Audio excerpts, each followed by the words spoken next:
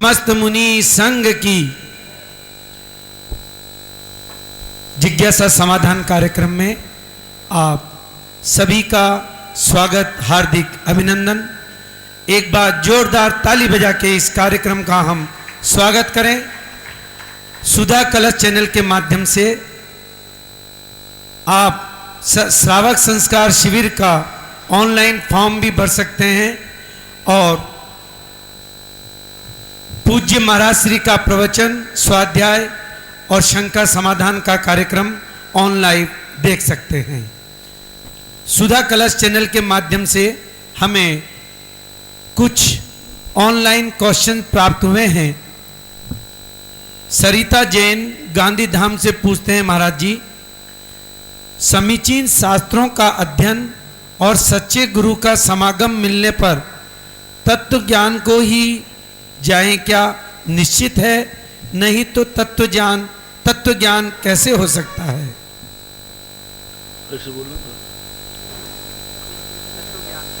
समीचीन शास्त्रों का अध्ययन और सच्चे गुरु का समागम मिलने पर तत्व ज्ञान हो ही जाए, ये क्या निश्चित है?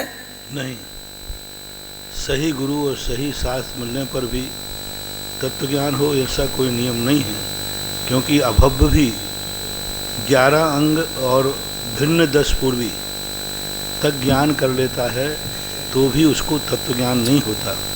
9वें ग्रेविक के जीव द्वादशांग के ज्ञाता होते हैं, फिर भी अब मिथ्या दृष्टि रहते हैं। इसलिए पाठो न करेदि गुणम, वह पाठ कर सकता है, गुण को ग्रहण नहीं कर सकता है, ऐसा शास्त्रों का कथन है।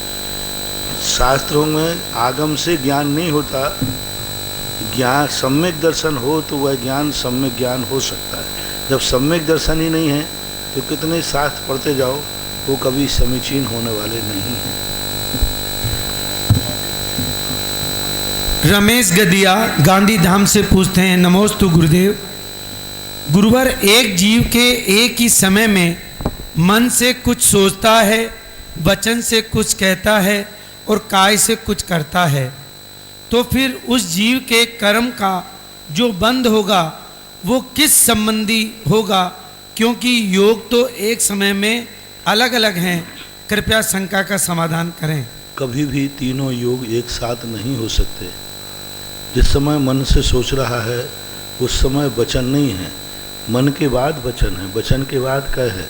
तीनों योग कदापि एक समय में नहीं हो सकते, भिन्न भिन्न समय हैं। तो जिस समय मनोयोग में जो बात है तो मनोयोग संबंधी आश्रय होगा, फिर वचन योग में यदि उपयोग है तो वचन योग संबंधी होगा, और काय में उपयोग है तो काय संबंधी होगा। ऐसा आगम का सिद्धांत है, एक ही योग होगा। अमन जैन कोटा से पूछ रहे हैं, गुरुवर, अधिकांश मंदिरों में कुछ जिनवानी व धार्मिक पुस्तकें उपेक्षित अवस्था में रखी रहती है, क्या हम उन पुस्तकों को सभी मंदिरों से एकत्रित करके किसी योग्य स्थान अथवा संग्रहालय में रख सकते हैं? इससे उनका अनादर नहीं होगा? और संग्रहालय शब्द जिनवानी के लिए ठीक नहीं है, पुस्तकालय में रख सकते हैं।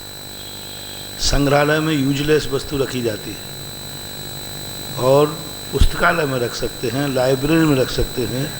किसी से इकट्ठा करके जो मंदिर चालू हों, जहाँ व्यवस्थाएं अच्छी हों, उनमें जा कर के उनको रख सकते हैं, ये में कोई दोष नहीं है। शीला जैन कानपुर से पूछते ही हैं, महाराज जी, गुरुवर, मुझे संक्लेश बहुत रहता है, मैं क्या करूं? संक्लेश किस बात का रहता है, इस पर विचार किया जाएगा। धार्मिक संक्लेश है तो अच्छा है, सांसारिक संक्लेश है तो बुरा है। और संक्लेश मिटाने का यही एक ही सिद्धांत है, जो कुछ हमने पूर्व में कर्म किए हैं उनको भोगना पड़ेगा, चाहे संक्लेश पूर्वक भोगें चाहे समता पूर्वक भोगें।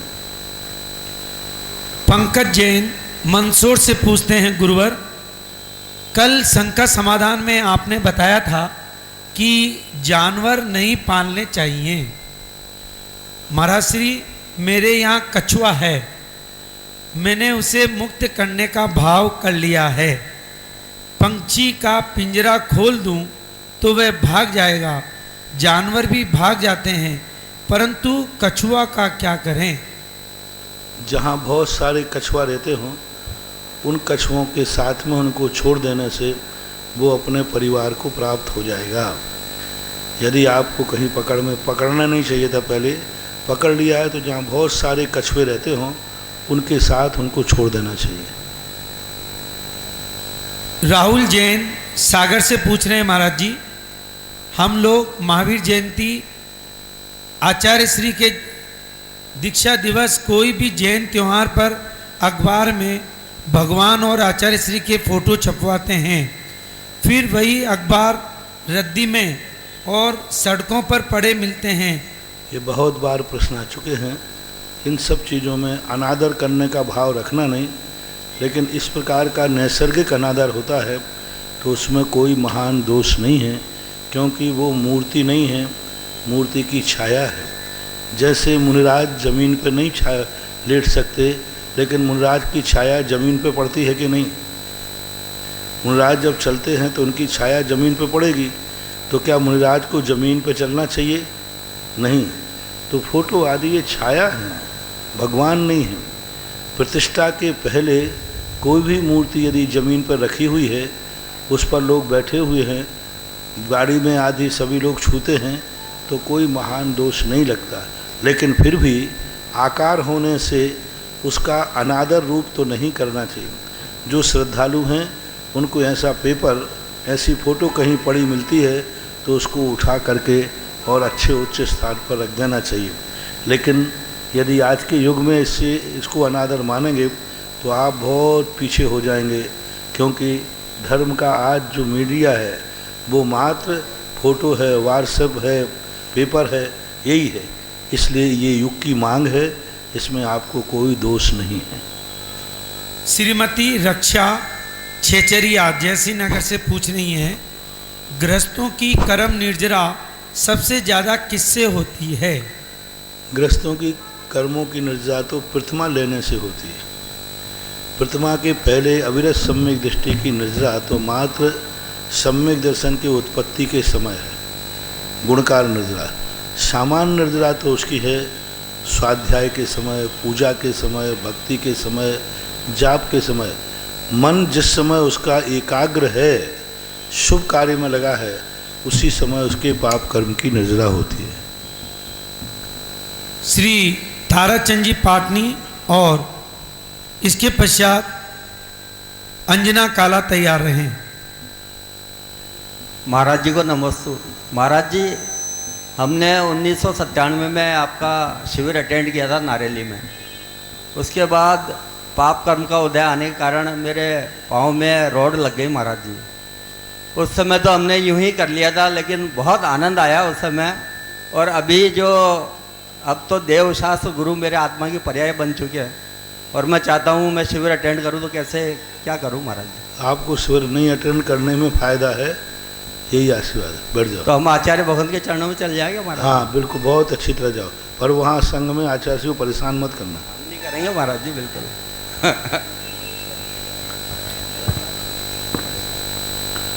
दिनेश जैन तैयार रहें। अंजना काला।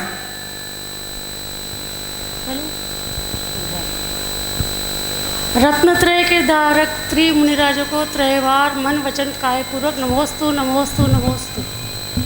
महाराज जी, मेरा प्रश्न यह है कि जैसे महिला 60 साल की होने के बाद उसको अपना जीवन कैसे व्यतीत करना चाहिए? 60 साल के बाद अपने मोह माया जाल से, परिवार की चिंताओं से अपनी मूर्छा भाव घटाना चाहिए। और उसके बाद मूर्छा भाव हटाते हटाते सीधा जिन निमित्तों से मूर्छा होती है उन निमित्तों से दूर हटना चाहिए।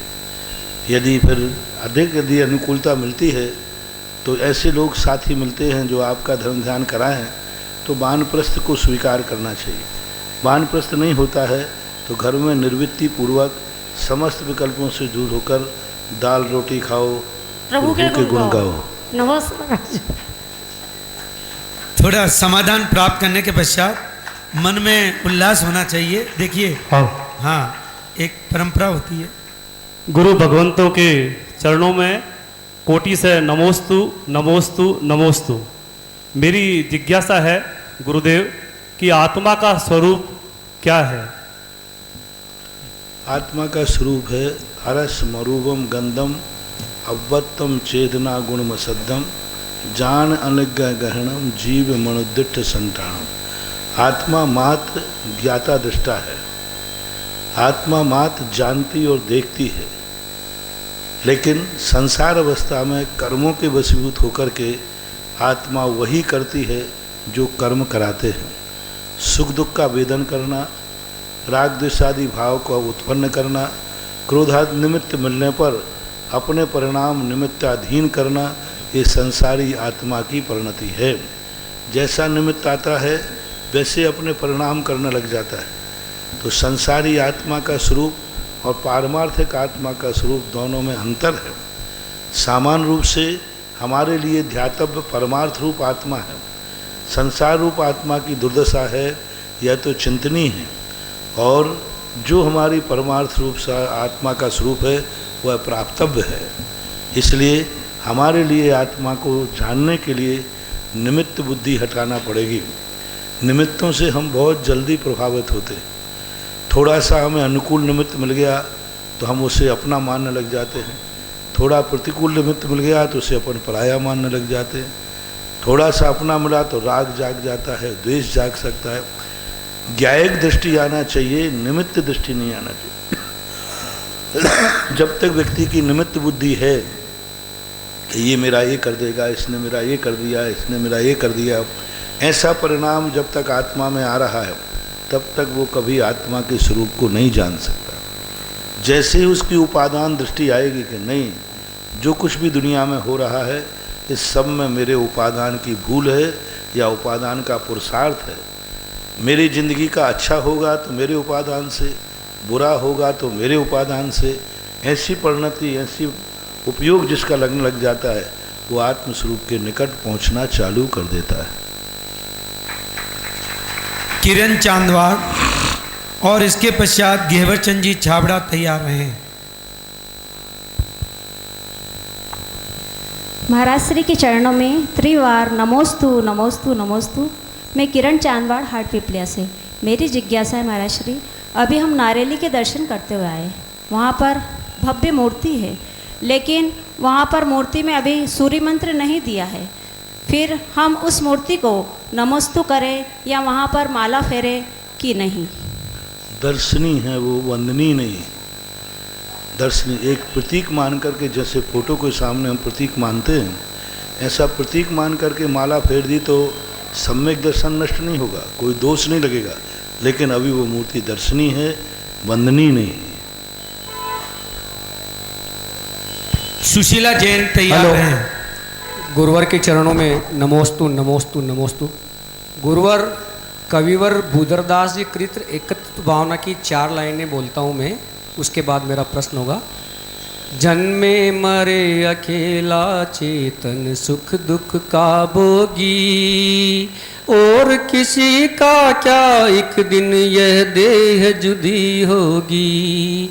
कमला चलतन पेंड मरघट तक परिवारा, अपने अपने सुख को रोए पिता पुत्र और दारा। इन 4 लाइनों की भावनाओं का निरंतर यदि हम चिंतन करें तो महाराज श्री हमारे मन में कैसे परिणाम आएंगे? यदि ऐसा परिणाम आते तो हमेशा वैराग्यपूर्ण परिणाम आएंगे। भली वो घर से विरक्त होगा या नहीं होगा, लेकिन समाज से, राजनीति से, दुनिया से विरक्त जरूर हो जाएगा। 12 भावना की ऐसी भावना भाने से तुम्हें ऐसा लगने लग जाएगा जैसे तुम राजनीति से विरक्त हो जाओगे, संसार के दुनिया के प्रपंचों से विरक्त हो जाओगे और समाज से विरक्त हो जाओगे। समाज में क्या हो रहा क्या नहीं हो रहा उसमें तुम्हारा मन ऐसा हो जाएगा, मुझे कोई अब पार्टी सपोर्ट नहीं करना, मुझे चाहे कोई मंदिर का पदाधिकारी बने, अच्छा बने बुरा बने, समाज टूटे बने, हमें इससे कोई लेना देना नहीं, अपने आप को तुम दूर कर लोगे। 12 भावना का ग्रस्त को 2 फायदे होते हैं। यदि वो घर से घर से कोई विरक्त ना हो पाए कोई बात नहीं, लेकिन वो समाज से विरक्त हो जाएगा, उन कार्यों से विरक्त हो जाएगा जिसमें कोई निजी स्वार्थ नहीं है। और तुम्हें खुद ऐसा लगने लग जाएगा भैया मुझे कोई लेना देना नहीं, मुझे अपने घर से और अपनी आत्मा से मतलब। और यदि अंतरंग से इसका चिंतन कर लिया जाए तो धीरे धीरे वो घर से भी, जैसे घर के जिम्मेवार लोग होते जाएंगे तैसे तैसे वो कहते हैं भैया ये संभालो, मैं फ्री होता हूँ। धीरे धीरे वो घर से विरक्त हो जाएगा। और यदि यही भावना निरंतर चलती रही तो एक दिन तुम दीक्षा के लिए श्रीफल चढ़ा सकते हो। नमोस्तु गुरुवर, नमोस्तु गुरुवर, नमोस्तु। नमोस्तु गुरुवर, नमोस्तु गुरुवर, नमोस्तु गुरुवर। मेरा प्रश्न ये है कि व्यतिक्रम, अतिक्रम, अविचार्य और अनाचार का क्या मतलब है? व्यतिक्रम कहलाता है किसी भी कार्य का उल्लंघन करना जो हमारी मर्यादा थी। जैसे काल का व्यतिक्रम, जैसे आपको पूजा 8 बजे करना थी और आप 8:30 बजे आए, प्रवचन 7:45 बजे शुरू या 8 बजे शुरू होता है, आप 8:15 बजे आए, 8:30 बजे आए, शंका समाधान 5:45 पे होता है, आप उसके बाद आए, तो ये कहलाता है व्यतिक्रमण।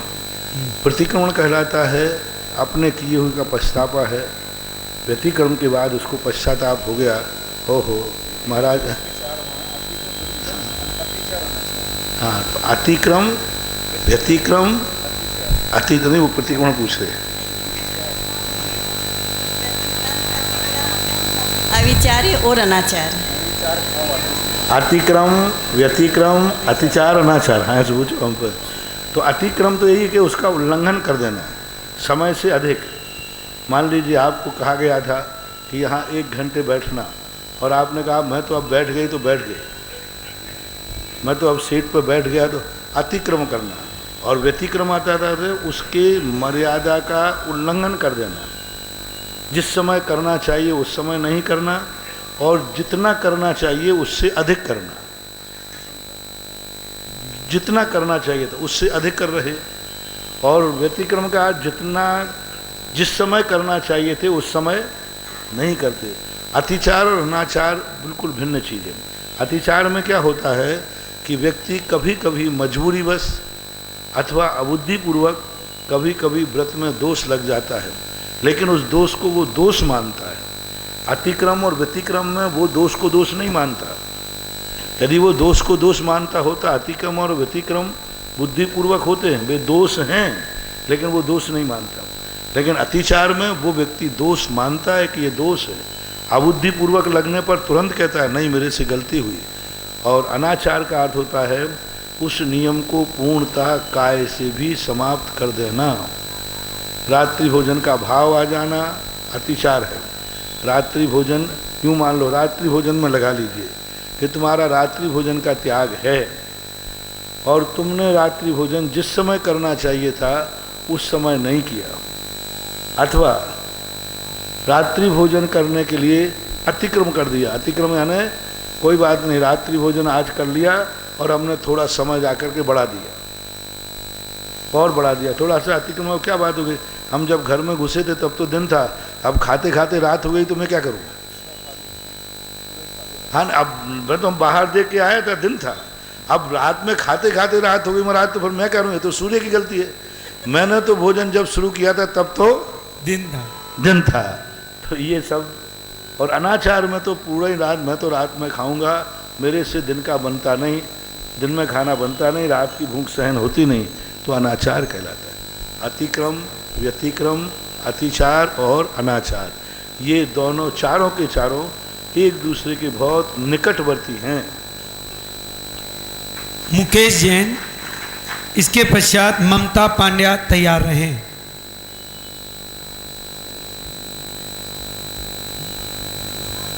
नमोस्तु महाराज जी, नमोस्तु महाराज जी, नमोस्तु महाराज जी। महाराज जी, मेरी जिज्ञासा ये है, कोई शीतलाचारी आचार्य हैं लेकिन उनके शिष्य जो है पूर्णतया 28 मूल गुणों का पालन कर रहे हैं, शीतलाचारी नहीं है, तो उनके प्रति हमारी भाव कैसे रहने चाहिए?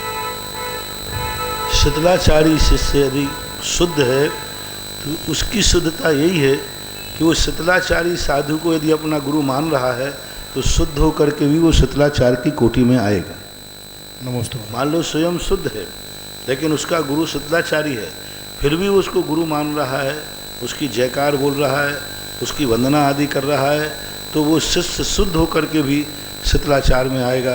ऐसा पूज्यवर वट्टिकेर महाराज ने और पूज्यवर कुंद महाराज ने अष्टपाहुड़ के अंदर स्पष्ट उल्लेख किया हुआ है। नमोस्तु। गुरुवर के चरणों में त्रैवार नमोस्तु नमोस्तु नमोस्तु। गुरुवर, ये मेरी शंका नहीं है, मेरा दिल का दर्द है। मेरे दोनों बच्चे बाहर रहते हैं अमेरिका में। अब जब उनको जाने का था तब मुझे बहुत खुशी हुई थी, लेकिन अब उनके जाने के बाद मुझे बहुत दर्द होता है। तो मैं अपने आप को कैसे संबोधन करूं? अपराध करने के बाद व्यक्ति को एहसास होता ही है कि मैंने गलती कर दी। हर व्यक्ति जेल जाने के बाद पछताता है, तो उस पछतावे के बाद कोई हाथ नहीं लगता है। यही इसलिए जैन दर्शन कहता है, अपराध करने के पहले पश्चाताप करोगे तो अपराध से बच जाओगे, अपराध करने के बाद पश्चाताप करोगे तो जेल से नहीं बच पाओगे। ये बात आपको पहले सोचना चाहिए था कि बच्चों को हम अपनी संस्कृति से दूर क्यों भेजें। पहले तो अपन सोचते नहीं हैं, पैसा दिखता है, लेकिन अब सोचते हैं। तो अब एक ही उपाय है कि बच्चे मान जाएं और वो पुनः संतोष धारण करके पैसे को महत्व न देकर अपने माँ बाप को महत्व दे दें। ये तुम्हारा कोई पुण्य का उदय हो तो समझा के देख लेना, नहीं तो जो है सो है। महावीर की जय।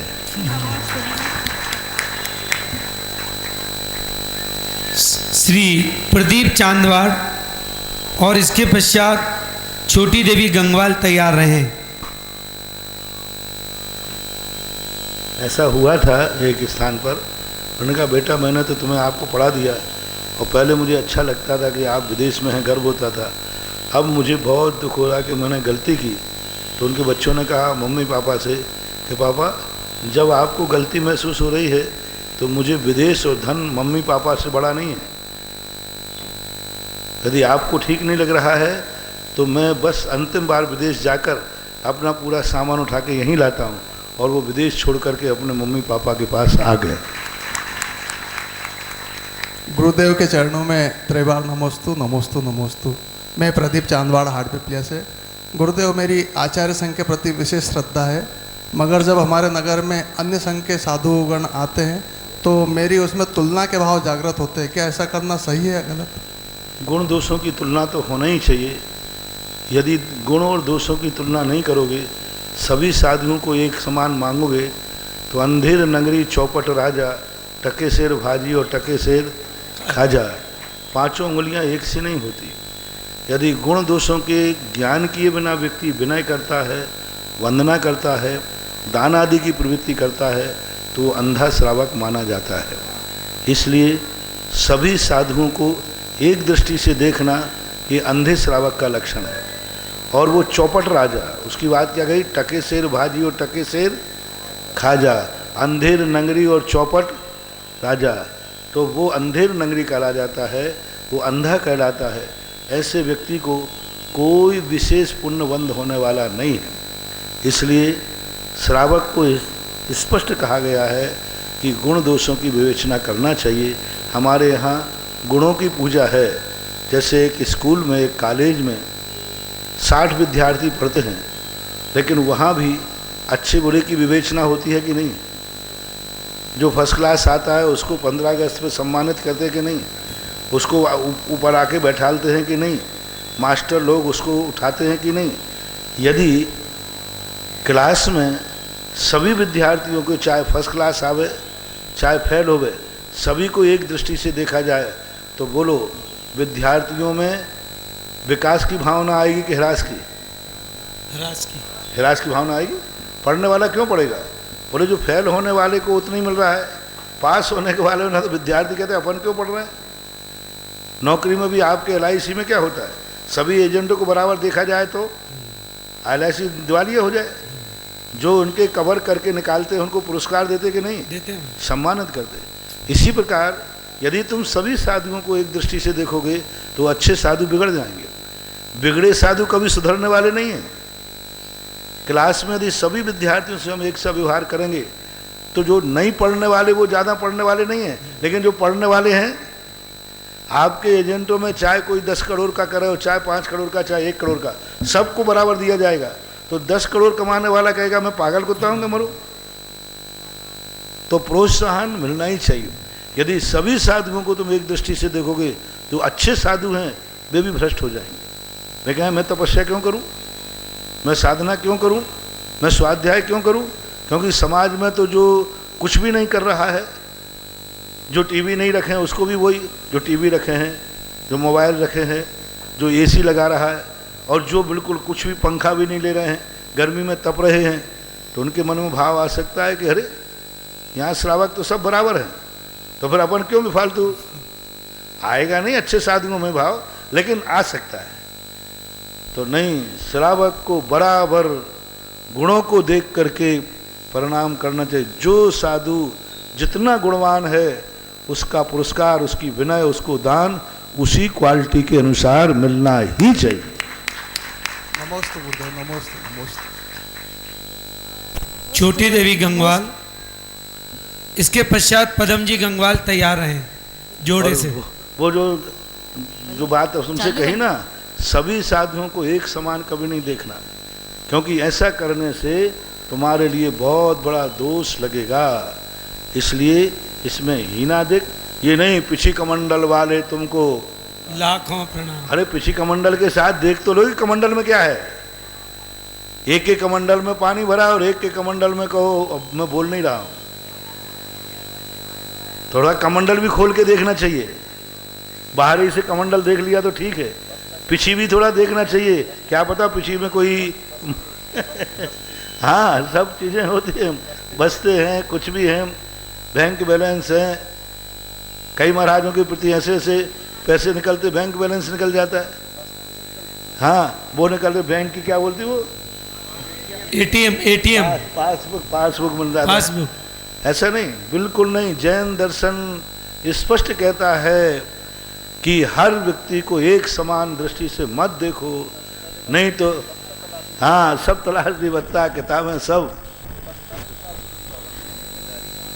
एक बार का संस्मरण सुना दो। हाँ सुनाइए महाराज। एक संस्मरण है कि एक स्थान पर कंजाइश लोग ज्यादा रहते थे। मैं कंजाइश लोग से बड़ा खुश रहता हूँ, चिंता मत करना, मैं उन पर बड़ा दीवाना हूँ। जिनको मैं डांटता हूँ समझ लेना मैं उनको बहुत चाहता हूँ। तो वो क्या करें कि उनकी धारणा थी कि महाराज लोग जो आते हैं इनके पास बैंक बैलेंस होता है, पैसे होते हैं। तो उस नगर में जब मैं गया था तो 4-5 लोग ही लेने आए थे, बस इससे ज़्यादा नहीं आए थे। प्रवचन में लोग आते थे बस यूँ खड़े रहते थे, जैसे राजकुमार खड़े ना अभी, नहीं वो तो दूसरे कारण खड़े हैं,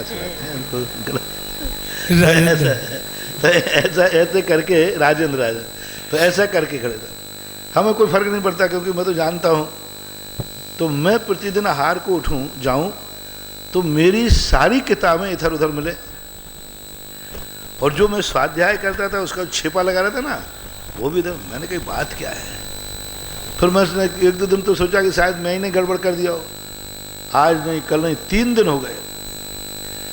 तीसरे दिन फिर मैंने कहा कि एक बच्चे को लगाया, मैंने कहा मैं हार को जाता हूँ उस समय देखना मेरी किताबों कौन छूता है।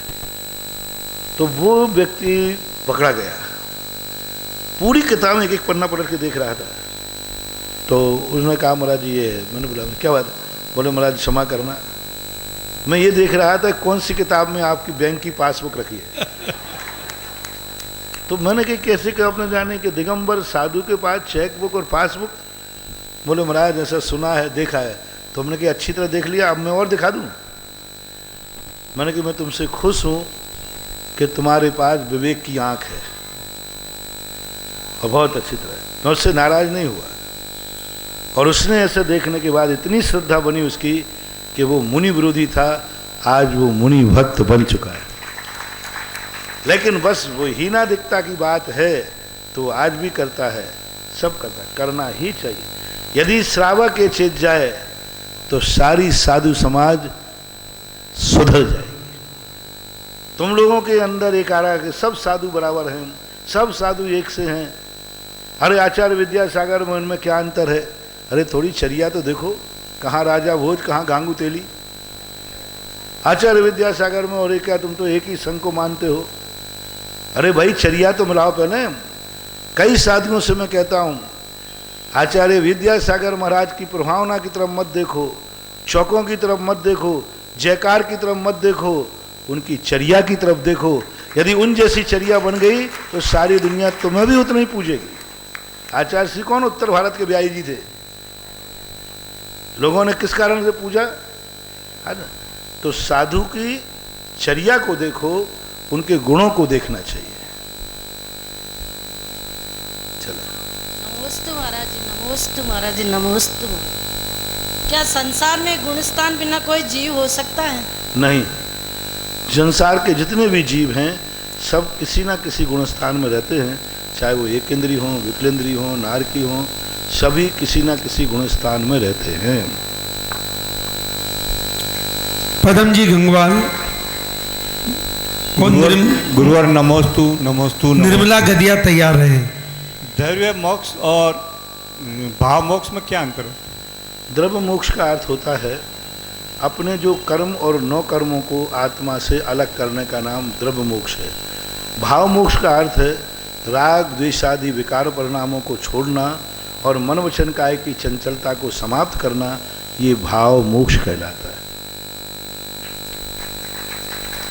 निर्मला गदिया। श्रीपाल जी अजमेरात तैयार रहे।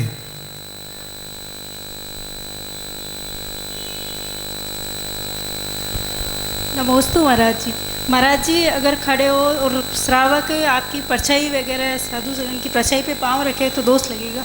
बुद्धिपूर्वक नहीं रखना, यदि पड़ जाती है तो कोई ऐसा महान दोष नहीं है, लेकिन बुद्धिपूर्वक चला करके रखना ये तो उचित नहीं है। लेकिन कुचित का जाते अपन चल रहे हैं, चलते समय एकाएक परछाई पड़ती है, क्योंकि इधर सूर्य पड़ रहा है इधर पड़ रहा है, तो आपको महान दोष नहीं लगेगा। बुद्धिपूर्वक नहीं रखें तो अच्छा है। नमोस्तु गुरुवर, नमोस्तु नमोस्तु नमोस्तु। हाँ, जैसे परिक्रमा है, गर्मी का समय रहता है तो परछाई पड़ जाती है, तो अपन को जहाँ तक बने बचा लेना चाहिए। नहीं बचती है तो फिर महान घबराने की जरूरत नहीं है, कोई महान दोष नहीं है। गुरुवर अगर कोई श्रावक की इच्छा हो 3-4 किलोमीटर दूर रहे सिटी से और वो चौका लगाए, सिटी से दूर 3-4 किलोमीटर दूर रहे, चौका लगाए और भयंकर बरसात आगे ले जाने के बाद में, और रास्ते में जैसे ही निमित्त बना कर वापस आने का हो गया, देखो बरसात शुरू हो गई, ये तुम्हारा और तुम्हारे साधु की हिम्मत की बात है। तो क्या उसमें जिस साधु में हिम्मत होगी तो 3-4 किलोमीटर चला जाएगा। अभी हमारे संघ के महाराज जी हैं बागड़ के अंदर, आगम सागर जी और सहज सागर जी और एक और वीर सागर, पुनीत सागर जी महाराज हैं। तीनों बड़े अच्छे महाराज हैं, बहुत बढ़िया। अब उनकी हिम्मत इतनी है कि वे आंजना से अंजलि लेकर अर्थूना 5 किलोमीटर दूसरा गांव है अर्थूना। आंजना से अंजलि, अंजना में चतुर्मास हो रहा है, आंजना में, और आंजना से अर्थी लेकर वो अंजलि लेकर अर्थूना गए। वहाँ के श्रावक भी धन्य हैं जो इतनी दूर चौका लगा रहे हैं, और कितना विश्वास है कि महाराज आएंगे। महाराज भी धन्य है कि भक्त की भक्ति से 5 किलोमीटर दूर तक चले गए। महाराज जी इनकी जिज्ञासा थोड़ी अधूरी रह गई। बता रहा हूँ, समझ रहा हूँ मैं। घेवर जी प्लीज अतिक्रमण नहीं करें। नहीं, मुझे मालूम है, मैं दे रहा हूँ उत्तर, आप बैठ जाए। क्या कह रहा था मैं? तो देखिए, चातुर खड़े रहिए आप। 40 घर की समाज में चतुर्मास हो रहा है और चौके लग रहे हैं 140 घर में, यानी अर्थूना में 100 घर हैं, यहाँ 40 घर हैं। अर्थूना वाले चौके ऐसे लगा रहे हैं जैसे अर्थूना में चतुर्मास हो रहा हो, और अर्थूना में चौके लग रहे, और 5 किलोमीटर दूर महाराज का चतुर्मास आंजना में है, और दोनों समाज में मिलकर के चतुर्मास करा रहे हैं। और ब्यावर में चतुर्मास हो रहा है, कहाँ पर है? कहाँ हो रहा है? नशिया में, नशिया जी में। पारसनाथ कॉलोनी वालों को खबर है कि नहीं? तो वही तो पूछ रहा था। पारसनाथ वालों को खबर है कि महाराज का चतुर्मास, महाराज वो तो नशिया जी में हो रहा है, हमारी कॉलोनी तो अलग है। अरे मूर्खानंदो, साधु जहां चतुर्मास करता है वहां 100 योजन के लोगों को मान लेना चाहिए ये चतुर्मास मेरे यहाँ ही हो रहा है। 100 योजन तक। 100 योजन मालूम कितने का होता है? 1 योजन 4 कोस का, 400 किलोमीटर तक का। मील तक जाकर के इतना दूरी तक मान लेना चाहिए ये चतुर्मास हमारा, यूं कहना चाहिए। और दूसरे सेकंड में सुबह से जाए और शाम को घर वापस आ जाए, इतनी दूर यदि साधु का चतुर्मास हो रहा है तो चतुर्मास अपने यहाँ ही मानना चाहिए। और ये मानना चाहिए चतुर्मास महाराज जी हम रोज को नहीं आ सकते, क्यों भाई? पारसनाथ कॉलोनी में रहता हूँ, कितनी दूर है महाराज? 1.5 किलोमीटर तो मान लो। अरे 1.5 किलोमीटर दूर लग रहा है। मैं 100 किलोमीटर की बात कर रहा हूँ कि 100 किलोमीटर दूर की बात है।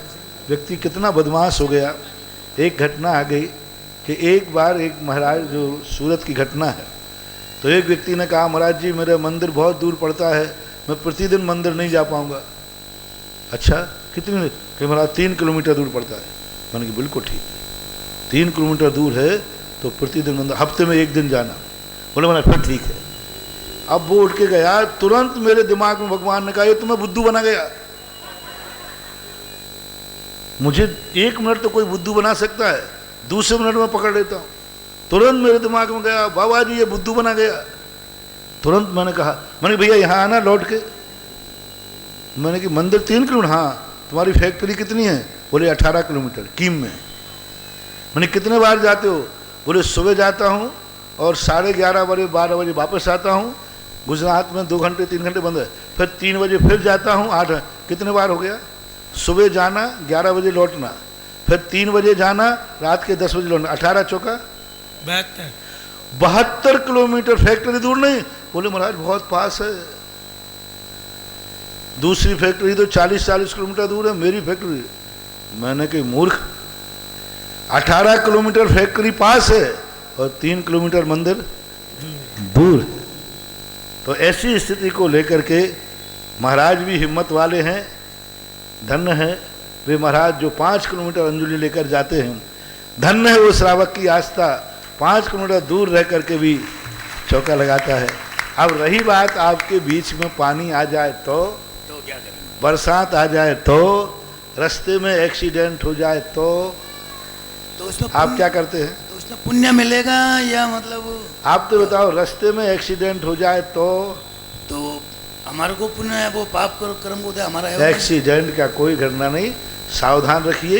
यदि साधु को ऐसा लगता है आपको बरसात आ सकती है तो 4 लोग तैयार रखिए, बरसाती पकड़ लीजिए। और एक ही चौका उधर में जहाँ हम चाहें कि महाराज हम ही आए तो एक ही चौका, फिर क्या करें? तो वो तो महाराज, मैंने कह दिया हिम्मत वाले महाराज होंगे तो जाएंगे, नहीं तो ठन ठन गोपाल रह जाओगे।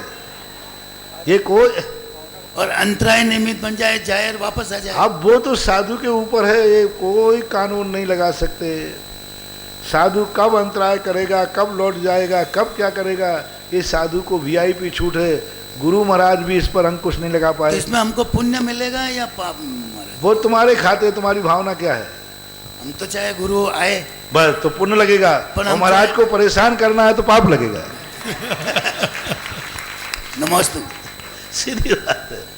विवेक से देखो इस संबंध में, बिना कासलीवाल, इस संबंध में आप लोगों को विवेक रखना चाहिए। साधु की परिस्थिति देखो, गर्मी ठंड देखो, साधु स्वस्थ है कि अस्वस्थ है वो देखो, साधु का समर्थ। और ऐसी स्थिति में आप विवेक से काम करो। एक बरसाती आप ले ले, मान लो ऐसी अवस्था आ गई कि साधु को एकदम तेज बरसात आ गई, तो अंतराय की स्थिति तो नहीं बनती है, लेकिन उसको आप बरसाती लगा सकते हैं। आप जो कपड़े गीले हो गए तो कपड़े गीले कपड़ों से हार नहीं दे सकते, आप वहाँ जाकर के अपने कपड़ों को बदलना पड़ेगा तो बदले। ऐसी अपनी व्यवस्था। विवेक, इसके लिए मार्ग मत बनाओ। ये एक्सीडेंट का मामला है, स्टेपनी साथ में रखो। ये गुरुदेव नमोस्तु नमोस्तु नमोस्तु। ये गुरुदेव अभी हम छावनी के मंदिर जाते हैं, लेकिन अभी आप यहाँ पे विराजमान हैं, हम वहाँ नहीं जा पा रहे हैं, हमारा स्वाध्याय नहीं हो रहा वहाँ पे। हम शास्त्री जी पढ़ रहे हैं, वो छूट गया, तो हमको दोष लगेगा? नहीं, यदि आप प्रवचन सुन रहे हैं तो स्वाध्याय आपका बराबर चल रहा है, और यदि शंका समाधान में आए तो स्वाध्याय बराबर चल रहा है। यदि आप अभिषेक पूजन नहीं देख पाए और चौके में साधु का चौका लगा रहे हैं, पाद अभिषेक को पूजन कर लिया, तो आपको कोई दोष नहीं, क्योंकि धर्म धर्म के रूप में परिवर्तित हुआ है, इसलिए कोई बाधा नहीं। नमस्ते नमस्ते। श्री सुशील जैन और सुनील जैन तैयार रहें।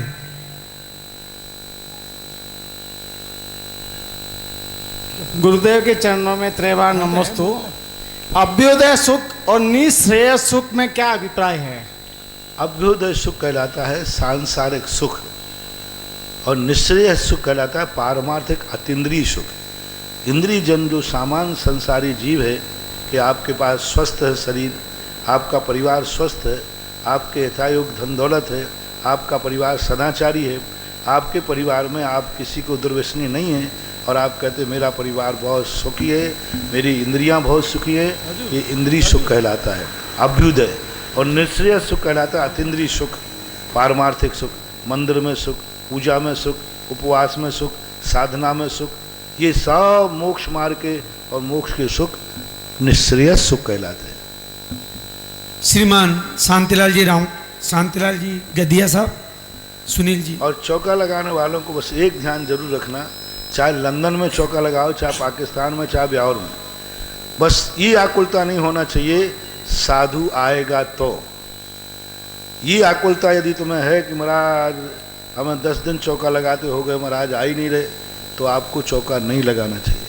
चौका लगाते समय ये भाव करना चाहिए साधु आवे या ना आवे, मेरा कर्तव्य है कि मैं शुद्ध चौका लगाऊंगा तो पड़गहन करूंगा। भरत चक्रवर्ती के यहाँ एक बार 1 साल तक आहार नहीं हुआ महाराज का, तो भी उसने कभी घबराहट नहीं की। 1 साल हो गए महाराज आते ही नहीं।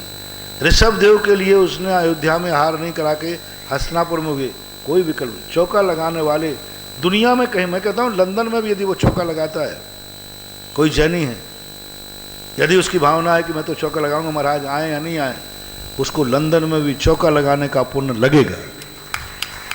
लेकिन यदि उसने ये भाव कर लिया महाराज जी आपने देखो मैं 8 दिन हो गया परेशान होते होते और आपको मालूम नहीं महंगाई का जमाना है, महानुभाव बिल्कुल चौका मत लगाना, बहुत पाप है, बहुत पाप है। चौका लगाओ अपने हिसाब से, आएंगे तो ठीक, नहीं आए तो ठीक, हमारे कोई विकल्प नहीं। आप महाराज को उलाना नहीं देंगे, महाराज हमें 15 दिन हो गए और हमने प्रश्न भी पूछा तो आपने कहा था कोई बात नहीं, फिर भी आप आए नहीं, तो मैंने आने का थोड़ी आश्वासन दिया था। मैंने ये कहा था कि लंदन वाला भी चौका लगाने के लिए हम उसे नहीं रोक सकते हैं और चौका में आने के लिए वो मुझे बाध्य नहीं कर सकता है, दोनों स्वतंत्र हैं। और अपना पुण्य बढ़ाओ, खुद ही को कर बुलंद इतना कि खुदा बंदे से पूछे कि तेरी रजा क्या है। महाराज जी ब्यावर की मातृशक्ति बहुत धैर्यवान है। जिस दिन आपने ये कहा था कि चौका जिसका खाली रह जाए वो बहुत भाग्यशाली है, हाँ है, इसलिए एक बार मातृशक्ति हमारी बहुत धैर्यवान है, एक बार ताली बजा के। महाराज श्री नमोस्तु नमोस्तु नमोस्तु। महाराज श्री एक भम में किए पाप और पुण्य, तो महाराज जब जीवन चलता है तो उसके साथ उसके सब पाप पुण्य सब जाते हैं। और महाराज ने अगले जन्म ऐसा बताया गया धर्म सिद्धांत में, दूसरा जीव जब पैदा होता है तो ये जन्म में जाता है, तो जन्म में जाने के पूर्व जब वो शिशु होता है उसके पहले 3 महीने वो मांस का लोदा मारता है। तो क्या महाराज श्री उस जीव में उस जन्म के किए पाप और पुण्य क्या उसकी साथ जाते हैं और क्या उसकी गणना कैसे होती है महाराज? बराबर, जब जीव मर करके कहीं भी जन्म लेता है अपने पुण्य पाप को साथ लेके जाता है और गर्भ में भी वो पुण्य पाप के फल को भोग रहा है। ऐसे गर्भ में पहुंच गया कि जिसका गर्भाशय ठीक नहीं है तो वहाँ विकलांग हो जाएगा। विकलांग नाम कर्म का उधर लेके गया था। कोई ऐसी बीमारी माँ को थी कि ये बीमारी नाम कर्म को लेके गया था कि वो बीमार माँ के पास पहुंचा तो उसको भी बीमारी हो गई। तो वही जीव अपना गर्भ में भी कर 3 महीने 1 महीने विग्रह गति में रास्ते में भी है, तब भी वो पुण्य पाप के अनुसार ही अपनी गति कर रहा है। बराबर पुण्य पाप तो अनादि संबंधित, अनादि काल से 1 मिनट को भी पुण्य पाप से रहित संसार अवस्था में जीव नहीं है।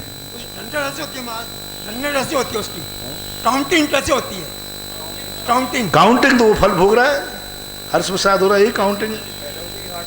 हार्ट में पैदा होते ही हार्ट में छेद है, पैदा होते ही शुगर हो जाता है आजकल बच्चों को, क्योंकि माँ बाप को भी है, तो उसका काउंटिंग वो खुद भोग रहा है ना, गर्भ में रह करके भी वो दुखी हो रहा है, ये उसका पुण्य। और तीर्थंकर जैसी आत्मा है वे गर्भ में रह करके भी सुखी हैं, उनको गर्भ की वेदना उतनी नहीं होती जितनी साधारण व्यक्ति को होती है। तो पुण्य पाप का जो काउंटिंग है वो उसके सुख दुख पर आधारित है।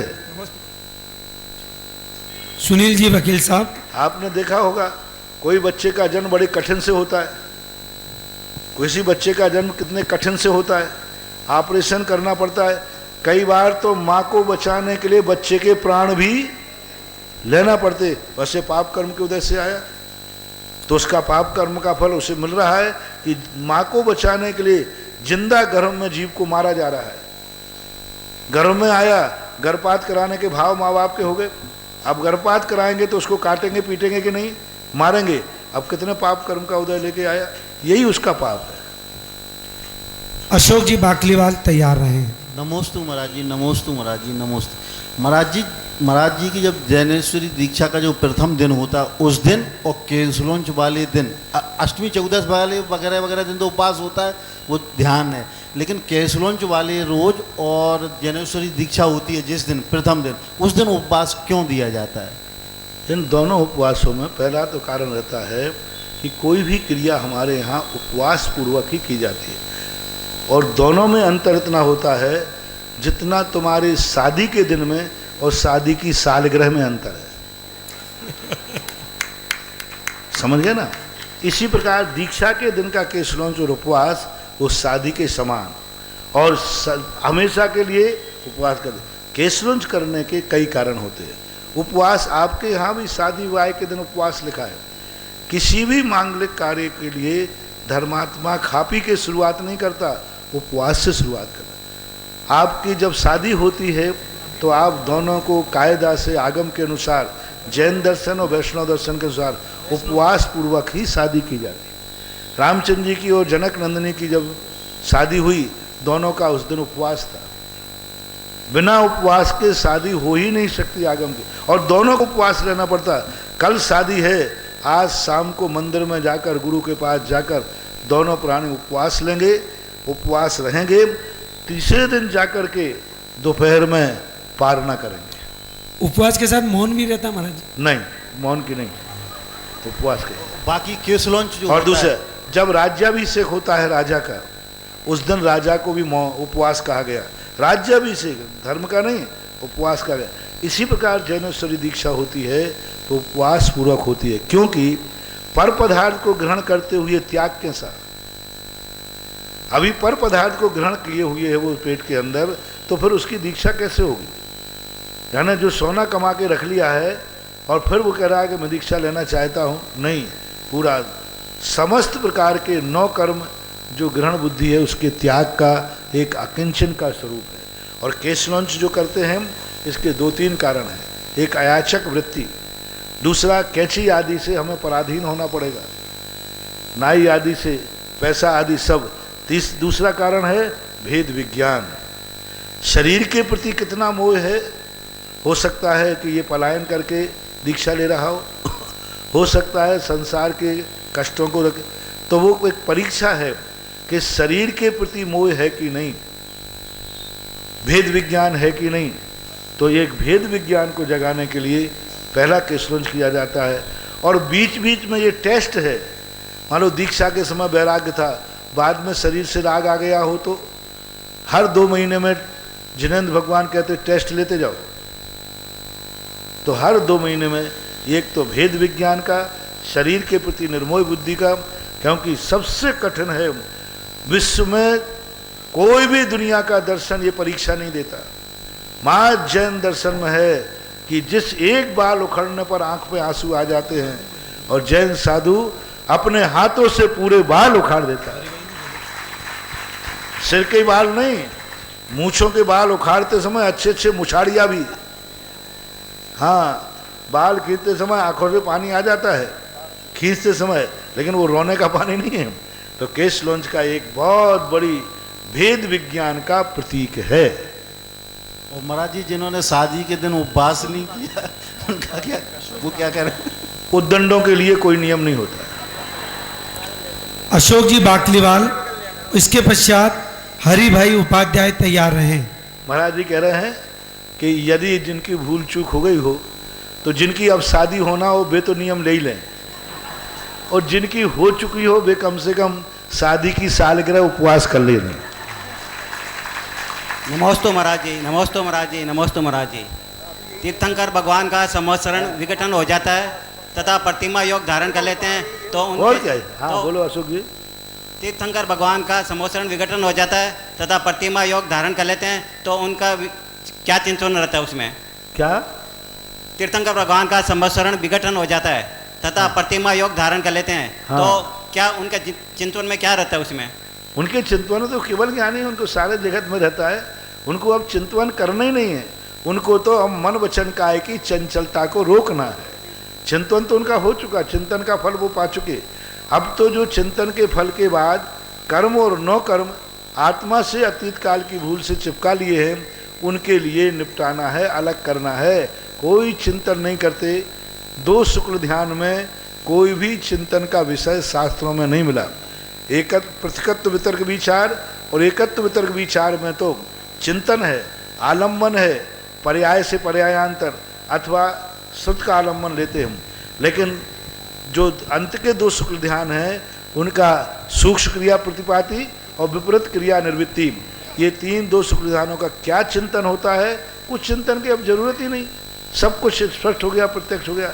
अब तो उनको कर्म की निर्जरा करना है, बस यही उनका पुरुषार्थ।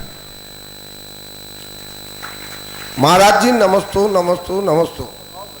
महाराज जी आपके ब्यावर आगमन से लेके आज तक मेरे दोनों टाइम प्रेजेंट होती है, आपके दर्शन होते हैं, लेकिन मेरे मन में जो जिज्ञासा है वो इसलिए है साहब के हिंदू मुस्लिम सिख ईसाई आपस में भाई भाई। मैंने एक सब वैष्णो देवी तिरुपति बालाजी या कहीं भी गया, वहाँ दर्शन करने भजन करने के बाद प्रसाद वितरण होता है, प्रसाद वितरण होता, प्रसाद प्रसाद केवल आपके यहाँ और एक चर्च में कभी देखा नहीं, इसका क्या कारण है? देखो भाई, यदि सारे संप्रदाय एक होते तो फिर सब संप्रदायों का नाम आपने अलग अलग क्यों रखा? जैन, हिंदू, मुस्लिम, ईसाई।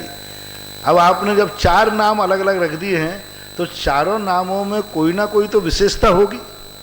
यदि सारे एक ही हो जाए तो फिर चार नाम की जरूरत ही नहीं होती, अपने अपने इसकी परिणति होती है।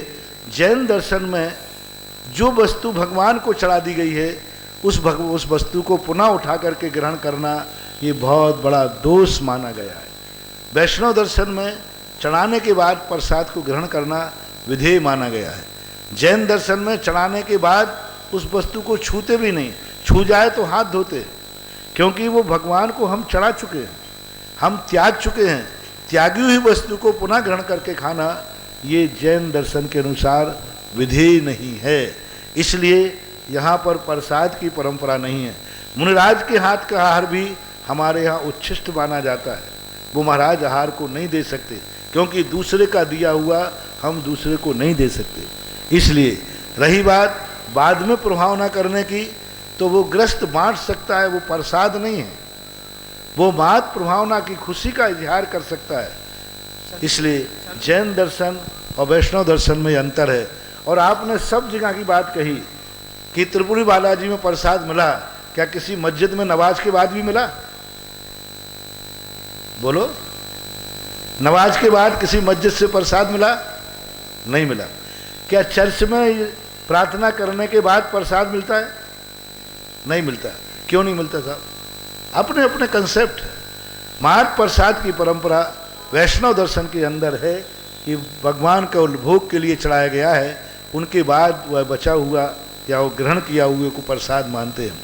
हर दर्शनकार का एक कोई अपने आप में सिद्धांत होता है।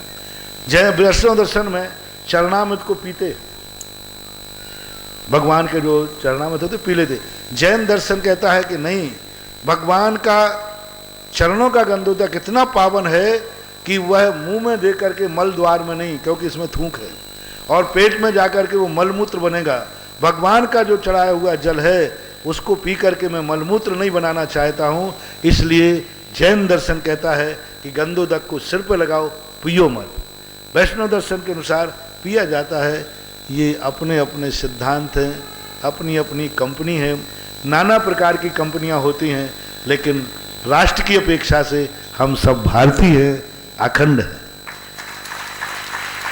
सुशील जी बड़जात्या और इसके पश्चात लक्ष्मी नारायण रायपुरिया तैयार रहे। नमस्ते महाराज जी, नमस्ते महाराज जी। महाराज जी मेरा एक प्रश्न है कि जो भी समाज में पदाधिकारी रहते हैं वो अपने जो समाज के जो संबंधी जो सारे कागज़ हैं वो अपने पास रखते हैं, बाद में नहीं देते हैं, उनकी मृत्यु हो जाती है तो उनके बच्चे ये समझते हैं कि ये हमारी वसीयत है, मंदिर के मांगने के पर भी नहीं देते। आज समाज के पास जितने कागज नहीं है जितने उनके जो पहले पदाधिकारी रह गए उनके घरों में है। समझ गए सुशील तो जी, इसके लिए ये मतलब सारे भारत की, आपने सारे भारत का प्रश्न किया है कि एक बार मंदिर के पदाधिकारी क्या बन गए, सारे कागजात लेने के बाद वो चुनाव हार गए तो वो कहते हैं सब ले जाओ लेकिन कागज तो मेरे पास रहेंगे। ये इतना बड़ा पाप है, इतना बड़ा पाप है। इसका दंड क्या है? जो व्यक्ति मंदिर के कागज अपने घर में रखता है, चुनाव के बाद नई कमेटी को नहीं सौंपता है, उसके जीवन में ये हालत होती है कि उसकी जमीन के सारे जायदाद के कागज किसी ना किसी के गिरवी रखोगे और वो हड़प करके खा जाएगा, तुम्हें कुछ नहीं मिलेगा। कई लोग कहते हैं कि जमीन मेरी है लेकिन कागज मेरे पास नहीं है। उन्होंने मंदिर के कागज अपने पास रखे होंगे और दिए नहीं होंगे। हमेशा राष्ट्र के जैसे चुनाव हो जाए सारे कागजात राष्ट्र के, पार्षद के, कलेक्टर सब नए को सौंपना चाहिए। ये बहुत बड़ा पाप है। ऐसा पाप है कि व्यक्ति के बाप दादे करोड़ों अरबों की जायदाद छोड़ के जाएंगे लेकिन वो बेटा उस जायदाद को कभी भोग नहीं पाएगा, उस जायदाद को कानूनन ग्रहण नहीं कर पाएगा, कभी नहीं कर पाएगा। और अरबों की जायदाद है, कमिश्नर बैठ जाएगा। क्यों? उस बालक ने कभी मंदिर के कागजात अपने पास रखे होंगे, चुनाव के बाद भी नहीं दिए होंगे। इसलिए महानुभाव प्रश्न बहुत अच्छा आया है। सारे भारत के लिए मेरा कहना है, चुनाव जीतने के बाद चाहे वो राष्ट्र का चुनाव हो चाहे समाज का चुनाव हो, जो भी अपने पास है सब सौंप देना चाहिए, नहीं तो जिंदगी भर की हुई सेवा माटी में मिल जाएगी। अरबपति बाप के बेटा पैदा होगे और अंत में तुम्हें भीख मांगते मांगते मरना पड़ेगा। ये इसका अपराध है। समाज की प्रॉपर्टी पे करोगे तो वो महान पाप है ही। कभी बताऊंगा। समाज के मांगने पर भी नहीं देते महाराज जी, इस कारण से केस हार चुके। वो नहीं दे रहे हैं, कर्म उनको निपटाएगा। मैंने पहले ही कहा, धर्म से जो नहीं निपटते हैं वे कर्म से। इसलिए अतीत के जितने पंच होते हैं इनकी दुर्गति बुरी होती है, मरते बुरी तरह, सड़ सड़ के बढ़ते हैं, कीड़े पड़ पड़ के बढ़ते हैं, क्योंकि ये समाज को अपनी बपौती मान लेते, हुकूमत मान लेते हैं। पदों पर कभी नहीं चिपकना चाहिए, कभी नहीं। समाज को लोगों चाहिए, मैं तो कहता हूं कि पद की इच्छा भी नहीं करना चाहिए, चुनाव में भी कभी खड़े होना नहीं चाहिए। हमारा देश रामचंद्र जी का देश है। एक व्यक्ति ने भी मना कर दिया तो रामचंद्र जी कहते मैं राजगद्दी पर नहीं बैठूंगा। बोलो, पूरी अयोध्या राज्य दे रही थी कि नहीं? सबकी तरफ से था। कौन नहीं दे रहा था? अकेला एक वोट नहीं मिलने पर राज छोड़ दिया। रामचंद्र जी कहते नहीं, मैं चुनाव में खड़ा नहीं हो रहा हूं। सारी सर्वसम्मति, जब पूरी समाज मिलकर के नाम प्रस्तावित करे, यदि सबकी राय है तो मैं अभी, आज देखो सुदर्शनोदय तीर्थ क्षेत्र आमा का चुनाव हुआ, 5 मिनट के अंदर ऐसा चुनाव हुआ कि देखकर मैं दंग रह गया। कुछ नहीं, सब ने हाथ जोड़ के कहा सबको जिसको चाहेंगे वो हो जाएगा।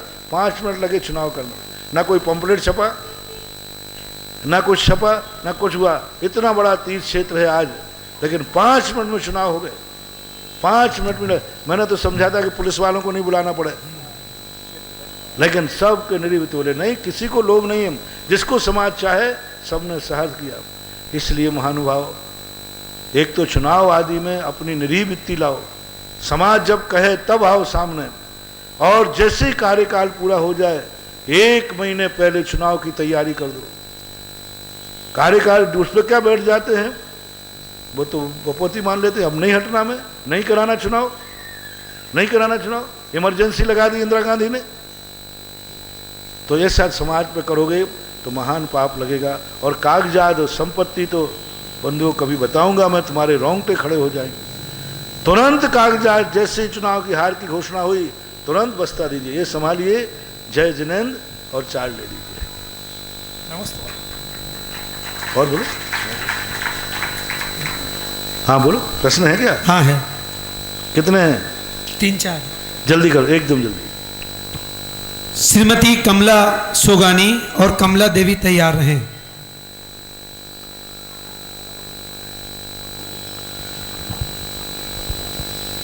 अच्छा, क्या नाम है? लक्ष्मी नारायण जी, 1 मिनट बोले। चालू है राजू? हाँ। आहार प्रक्रिया में अपन आहार लेने के बाद में जल जब पीते हैं, जल का आचमन करते हैं, तो साइंस में और टेक्नोलॉजी के हिसाब से जल बैठ कर के पीना चाहिए, और धर्म कहता है कि जैसा आप लोग कर रहे हैं तो आप लोग खड़े होकर जल पियोगे तो बीमार हो जाओगे, और हम लोग बैठ के पिएंगे तो बीमार हो जाएंगे। दोनों की पद्धति अलग है। हमारे जैन दर्शन में खड़े होकर अंजलि में पानी पीने का अर्थ कि बैठ करके पानी पीने में हम लोगों के लिए विधेय नहीं है। इसका कभी हम विस्तार से बताएंगे, समय हो गया, कि दिगंबर साधु खड़े होकर आहार क्यों लेता है। आप लोग खड़े होकर पीनोगे तो दंड है, प्रायश्चित है। ग्रस्त को खड़े होकर पानी नहीं पीना चाहिए, भोजन नहीं करना चाहिए, और साधु को बैठकर पानी नहीं पीना चाहिए। तो हम लोग जो पानी खड़े होकर लेते हैं, इसका बहुत बड़ा साइंटिफिक सिद्धांत है, कभी बता दूंगा। ग्रस्तों को तो बैठकर पियोगे, खड़े होकर पियोगे तो बहुत बड़ा दोष है। ग्रस्त खड़े होकर पानी पीता है तो पशु के समान है, और मुनिराज बैठकर पानी पीता है तो वो पशु के समान है। कमला सोगानी और कमला देवी तैयार रहे।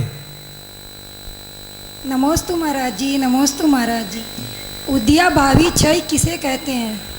उदयाभावी क्षय का अर्थ होता है जो कर्म उदय में थे उन कर्मों को उदय से हटा करके पीछे कर देना, कि आज जो जैसे जो कर्म अभी उदय में आने वाला था, आ रहा था, उस उदय को रोक करके किसी पुण्य के माध्यम से, परिणामों के माध्यम से कल के लिए प्रेषित कर देना, पीछे कर देना, इसको उदयाभावी क्षय बोलते हैं। चले। कमला देवी और अंकुर अजमेरा लास्ट। गुरुवार के चरणों में तैयार नमोस्तु नमोस्तु नमोस्तु। महाराज जी, मैं कमला शेखरिया जैसी नगर से हूँ। मेरी जिज्ञासा है कि मैं समाधि मरण की तैयारी कैसे करूँ?